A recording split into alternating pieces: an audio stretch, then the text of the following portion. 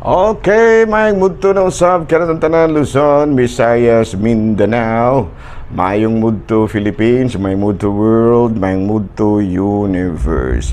Ana na punta mga higala dili nga atong tulumanon sa kahanginan CONA Catechesis on Air ug ako lang gihapon kini inyong ubos nga alagad Reverendo Padre Edwin Academia Akam. Nabay no, adlaw na usab karon nga Biyernes no, pitsa 15 na kini sa bulan sa Nobyembre. O yan no, dili na jud madugay mga higala, 41 ka adlaw na naman jud og sa ulogo na nato ang Pasko. Ayan no.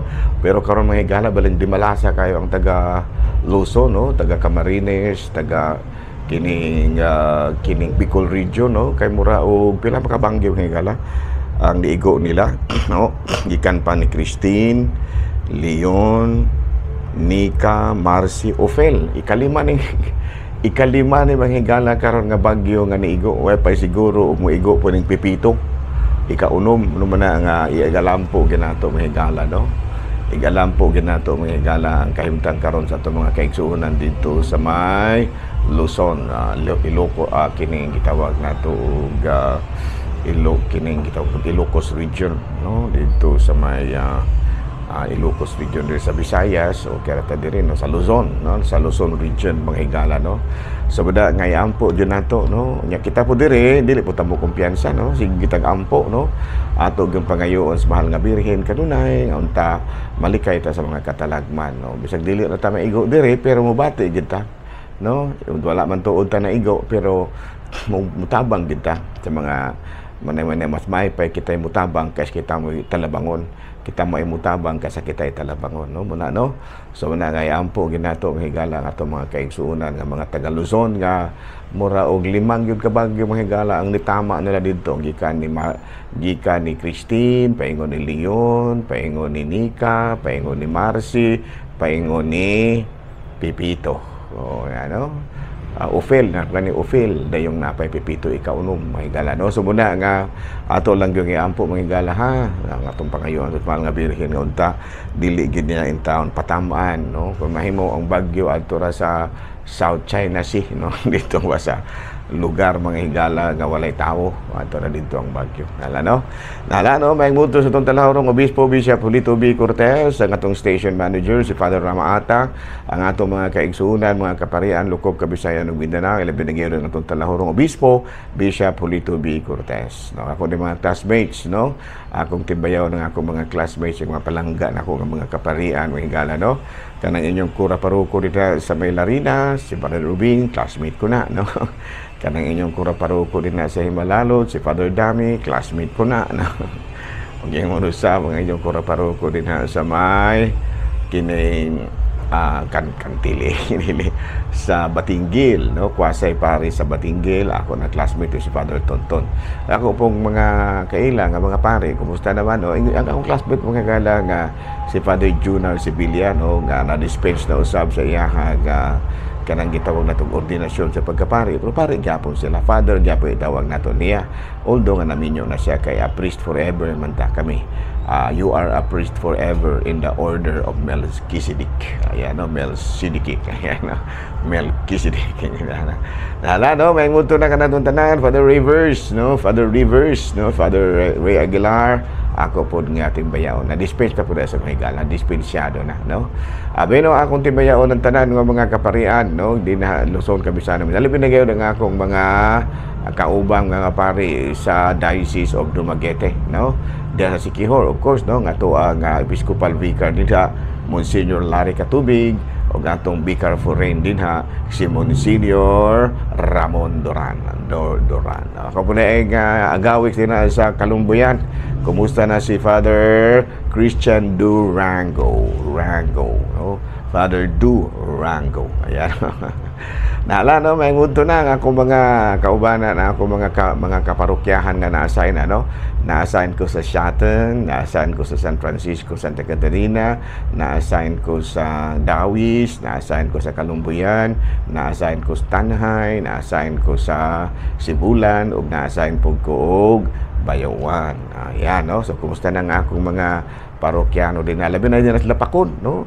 Sila si John Phil, ang Soderio family, Brad Melicio, ug nga manusab sila si daghan, no? Riza, no? Daghan kay na sila din ha, ng akong mga ang mga parokyano hanto doon parokyano gyapon ako na sila o gano'n sa mga tongkora paroko din na sa may Bayawan si Monsignor Marino Ibo o ako pong kauban din na sa may Lasi din na sa may Basay, no? Si Father Buboy Gutierrez, wala no? May munto na kanatong tanan mga higala, shout out ginagmay tayo, no? Abi no, ato dahil ari kita sa atong Saint of the Day. Ang atong Saint of the Day karon bisag huway ng utana, matod pa sa ako ang kauban sa buhat mga higala, no? Ang bantugan nga Junes Manaban, matod pa niya, malingaw mo ko ini akong kauban sa buhat mga higala, mandi ko malibot ani kay malingaw ko ini niya si Padre si Brad Jones Manaban, moingon siya nga atong oras bisag huway ng utana. Ako po, ang atong oras, ang ato nga Saint of the Day, bisag huway ng utana, si Saint Albert the Great, no? San Alberto Manio. No? Manio. Ang pagpunaw sa anang higala, Magnus, San Alberto Magnus. Pero dili na siya Magnus pagpunaw sa Latin. Manio na, no? San Alberto Manio. Abay, no? German naman ay kini si Saint Albert the Great. Di po ni matabang, no? Kini mga German, higala bright kayo, ni? Di matabang ni mga German, no? Natao siya ni atong 1776, no? Yan naman tayo ni atong 1706. Sa maning hitabuang ang murag na ulahi man niya kamatayon. No, natao siya na atong 1706. Ayan, no? Nandito taga Germany kini siya. He entered the Dominican congregation and studied philosophy, natural science, rhetoric, unya, ethics, ug daghan pang uban, no? Daghan kay ni siya mga economics, politics, and kanang metaphysics, di matabang ni right kay ni, no? Nya muna nga tungod sa kadaghan kayo sa mga naangko niya nga mga gitawag nato sa English og educational attainment, nahimo kini siyang usa ka educator nga nagtudlo siya dito sa Paris, Cologne, nga nahimo siyang usa ka Dominican provincial ug nahimo siya nga obispo sa Rigondeaux, nga doctor of the church, nga patron sa mga scientists and philosophers. Uy, di matabang gid ni si Saint Albert the Great, no? He is the patron saint of scientists and philosophers. So karong adlaw mahigala, gihinumduman nato ang lain na pong patron, ang lain na pong santo sa Katolikong simbahan nga mao si San Alberto Manio. No, muna pa punaw sa pero kung atong basahon Magnus, pero kung ato nga kanang linatinon pagbasa Manio. Ayan. Hala, no, may muto na kanatong tanan mahigala, labi na gyud ang ako mga parokyano, mga diri sa Ayungon, no, kay nasayn mo arungon man ko karon nasay, no. So ako nga timbayaon og mayong muto ang atong mga akong mga parokyano, no, gikan sa Tigib, paingon sa Iniban, gikan sa Patag, paingon kini sa may Tibiawan. Hala, no, may muto na kanatong tanan. Kinaot ko nga nagmisimo karon din ha ug nagpakita sa inyong puti nga tango. Ayan. Kung walay tango, nagpakita sa inyong pula nga nagpakita sa inyong pula nga lagus. No, nagpakita sa imuhang puti nga saman tango ngipon. Ayaw na yung hugawa yung unahang uban naman nagpakita sa iyang puti nga tango. Ayan. Hala, no, may muto na kanatong tanan mga higala, no? Jok yan nagmay ta mga higala, no? Abi no, ari na ta mga higala sa atuang ari na ta sa atuang sa banto. CBCP News, balitang simbahan ining kamuntuhon. Catholic educators and kanang si Archbishop, no, si Archbishop Romulo Balie, usa ka matud pa senior bishop nga kuan siya kanang naasa sa Davao, nagpahinumdum sa mga Catholic educators kanang mga Catholic colleges and universities ba nga i-address gyud ang illiteracy ug ang learning crisis sa Pilipinas, no? Sa ato pa daghan jud kay mga higala nga sa ato dili na kay bitaw sila ba at home kabahin sa mag-eskwela. Ang ilahang negosyo ra pangwarta na lang yun. Muna nga niingon ang ato ang talahuron nga sa Arsobispo, si Archbishop Romulo Valles, nga unta mutabang yun kita mga Catholic educators alang pagsulbad niini. Number 2, Mary takes us by the hand to Jesus. Mo kini ang gitudlo usab sa atong talahurong Santo Papa atol sa iyahang pagsaulog sa Angelos didto sa kining didto sa pagtudlo niya sa Angelos didto na kini sa Vatican, no? Sa mo kana no ang gitudlo sa atong salahurong Santo Papa nga dili gyud kita mubulag sa atong pagdebosyon kang Mama Mary tungod kay si Mama Mary dako kay siyang ikatabang kanato tungod sa iyang dakong pagpangga o pakigugma kanatong iyang mga anak, mga sinagup nga mga anak. Dahil salamat. Dili lang wala kita kutob maghigala. Dili kita kutob mao kadto ang CBCP News ug ako lang gihapon ng inyong magsisibya, Reverendo Padre Edwin Academia Akaw. Okay, humana man ta sa CBCP News, humana po ta sa Saint of the Day, asa man ta paingon. Padayugdog na ta sa atong main event, no? Sa mga atong main event ang kabahin sa catechesis. Abi na padayon gyapon kita sa atong catechesis mga higala, no? Kana bitang pagpasabot ba sa atong pagtuo, mo may pasabot na ng catechesis nga ikuan ba pasabton ta ba? Pasabton ta kung unsa gyud ang atong pagtuo kay kinahanglan mo gitang pasabton kay usahay murag wala kay kita kasabot. Ay ano? Muna sa mga higala. Bino ang nalang ko kadali mga higala, hanara ko gamay buhaton. Nabalik ko dayon. Okay, no? Ako nang giabrihan ang bintana mga higala kay may inita. Abi no, ang atong gihapon itudlo karon kabahin sa The Creed, Proclamation of Faith, the mystery of Christ's life. Kining nga misteryo sa kinabuhi ni Kristo ato gining gihimuan gyud og catechesis, no, aron gyud masabtan nato ang kinabuhi ni Kristo in relation to our own lives. Natong sabtan ang kinabuhi ni Kristo diha mismo sa relasyon sa ato sa iyay. Unya matud pa ang ato karon nga iyay ko sa badeng garaha ako sa nga saradaan na pong bintana kay murag kusog na pong kaayo ang sounds nila. Amayo kini undang may higala. Okay na, may kinihulong na. Kanatong basahon sa Mateo kapitulo 6 16 bersikulo 21, sukad ni atong higayuna giklaro na gyud ni Hesus pagsulti ngadto sa mga tinunan. Kinahanglang mo agay sa pakli. Sige lang mahigala, no? Ang gwantahon na nato ni baling inita. Okay. Saba mga ay di man ta magdungog. Abi no kanatong basahon sa Mateo kapitulo 16 bersikulo 21, sukad ni atong higayuna gikan giklaro, no? Sukad ni atong higayuna giklaro na gayud ni Hesus pagsulti ngadto sa iyang mga tinunan. Ginahanglang moadto ako sa Jerusalem aron paantuson pag-ayo sa mga namunuan sa mga Hudiyo ug sa mga pangulong pari. Ingon man magtutudlo sa balaod. Patyod ako nila apan sa ikatulo ka adlaw mabanhaw ako. Sa to pa kining Christ passion, death on the cross, gitudlo na gyud niyang daan, no? Aron nga dili makalitan ang iyahang mga kanang gitawag og mga tinud-an, no? Kay nagdahombe gyud sila nga si Kristo mo ang muluwas kanila gikan sa kaulipnan sa Roma. Kaya sa usa man pud hinuon nga mamatay ra man pud lagi ni, pero gitudloan sila ni Hesus nga akong kamatayon nananasplano daan. Na nya aron gyud mas mapasabot pag gyud ni Hesus ang iya mga tinud-an kung unsa o kinsa siya, no? Iyang gipakita kanila ang usa sa mga dako kayo nga pagpamatuod niini ug mao kini ang transfiguration, no? Ang pagkausab sa panagway ni Hesus. Ato kanang mabasa sa Mateo kapitulo 17 bersikulo 1 hangtod sa 13, no? Nausob ang panagway ni Hesus. No, matud pa, no?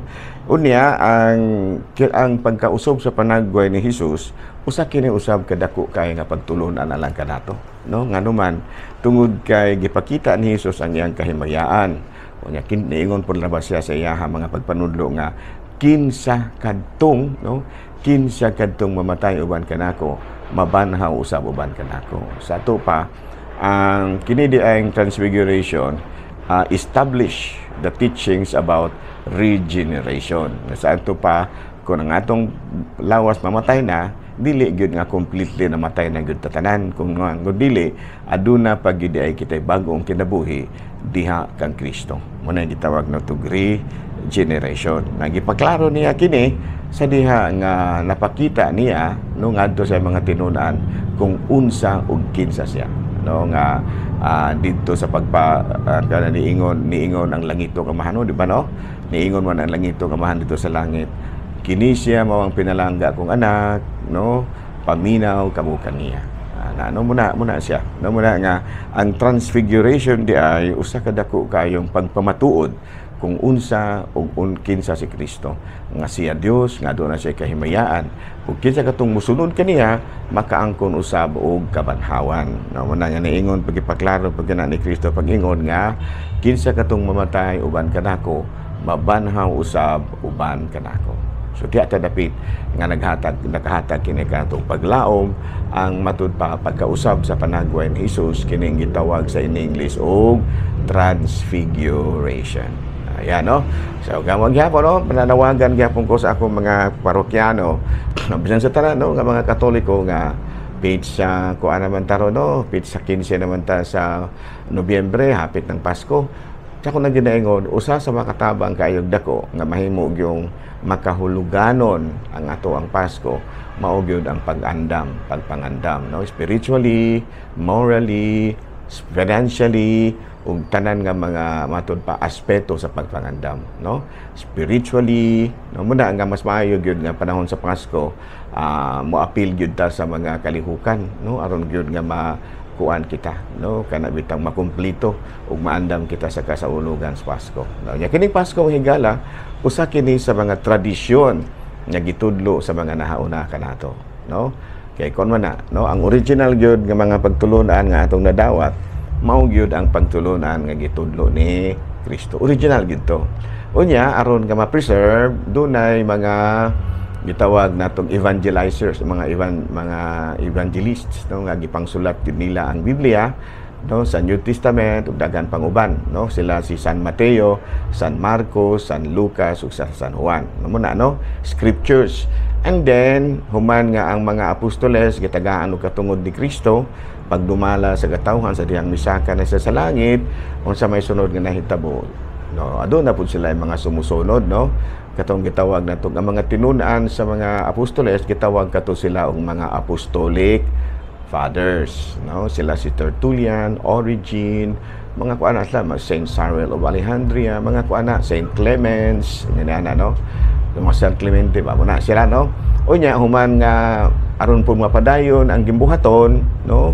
Aron mapadayon ang gimbuhaton sa simbahan nga gitukod ni Kristo, ang mga apostolic fathers nanudlo po sila mo na nato gitawag og mga church fathers, no? Sila si Saint Ignatius, daghan pang uban, no? Daghan pa unya gidugangan pa sa mga santos, mga santos nato, mga si San Francisco, sila si Saint Ignatius de Loyola, sila si San Vicente Ferrer, sila si San Antonio. Napalambo gyud ang simbahan, napalambo gyud hangtod karon. Unya kay magulang malagi gining apostol Santo Papa, muna ka na nga aduna na po mga bagong Santo Papa nga gipili sa mga kardinales. Muna nga ang pinakakuan karon maong ika 287 ba, no? Si Bishop si Pope Francis, no? Unya ang mga kini sila muna sila yung mga nanudlo, no? Kinaingon mo lagi si Kristo nga kung unsay inyong itugot dinhi sa yuta, itugot usab dito sa langit. Kung unsay inyong idili dinhi sa yuta, idili usab dito sa langit. Iko na, no? Muna nga ang mga obispo nanudlo pud sila in taon, no? Pero doon na may nanupak-supak, no? Kay musupak malagi sila sa giingon ni Kristo nga kini mga tawhana gitagaan ako ni katungod di man manuo ning uban musupak man musupak man gyud si Kristo naghatag og pagtugot pero ang mga laing relihiyon dili mo hatag og pagtugot mura maglabaw panuon ni sila ni Kristo no kay niingon si Kristo nga ang itugot ninyo dinhi sa yuta itugot dito sa langit ang idong idili dinhi sa yuta idili usab dito sa langit pero sa may gihimo sa mga laing relihiyon bahala ka bahalag dili mo bahalag mutugot ka kami di gyud mi mutugot kay wala sa Biblia dili tradisyon man na no ang gihimo sa mga magsunod kang mga apostoles ila raman nga gisubay kun unsang katungod nga gihatag kanila ni Kristo pinaagi sa simbahan ato pa mawala og naa og sa wala literally pero actually ang pagtulunan nga ang tradisyon nga gitudlo sa simbahan gikan sa mga kaobispuhan gikan pa sa mga apostoles hangtod karon pinasubay gina sa pagtulunan ni Kristo no vibe kana siya dili man lagay nato maliteral og basa pero pinasubay na based ba mo nagitong to Bible based klaro mayon nga niya sige ako nagtugot kaninyo ang mga laing relihiyon yung di nimo tugot na ila man noong gisupak ang kanang mitugot si Kristo sila man noy dili mo tugot dala sige padayon na lang mo din sa maglalis pa ta di gapon ta magdaog mabadi na lang ta maglalis ipakita na lang nato sa buhat ang atong gipuhogdan nga pagtulunan ni Kristo nga magtud pa binasi sa cross ug sa pagkabanaw. Okay? Daghang salamat ug mayong mudto Pilipinas.